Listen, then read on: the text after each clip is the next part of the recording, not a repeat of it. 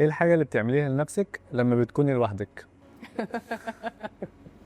بص، عشان انا حابه اصلا ان انا اجي معاك، والاول مره حابه ادريانا ابقى بتكلم. هو احنا بنعمل دلوقتي العكس صح؟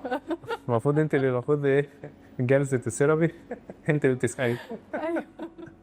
فانت بتحاولي تجاوبي، يعني انا لاحظت في الاجابات ان انت بتحاولي تجاوبي من وجهه نظرك اللايف كوتش، فبتحاولي لا انا مش هعمل كده، انا اتكلم عن نفسي، ايوه، فانت بتروحي وتيجي. لان انا قلت لك واحنا بنتفق، قلت لك بص انا الاول مره هبقى سامحه لنفسي ان انا اتكلم عنها بالظبط. جدا. هي دي فرصه يعني كويسه ان انت تتكلمي عن نفسك.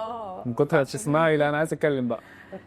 لا فعلا فعلا عايزه اتكلم، وعايزه اتكلم عن مها، لان الناس كتير ما تعرفش مها. حلو جدا. فانا لما اكون لوحدي اهو.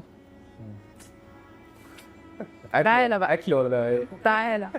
برقص، بسمع حاجات بستفيد منها، وساعات كده بقعد اقول لنفسي ايه مها، نهيص شويه بقى، اقعد اسمع اغاني، اعمل اكله. ما بحبش اطبخ قوي، بس يعني اعمل اكله خفيفه كده. انت عامله لسه بقى؟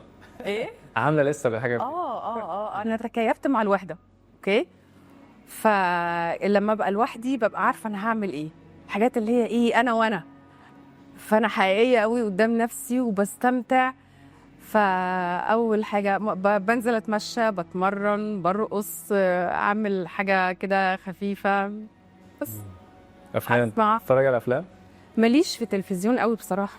يعني انا مؤخرا بس سمعت نصيحه ماما بتقول لي ايه يا بنتي افتحي التلفزيون حتى لو منظر قدامك بس.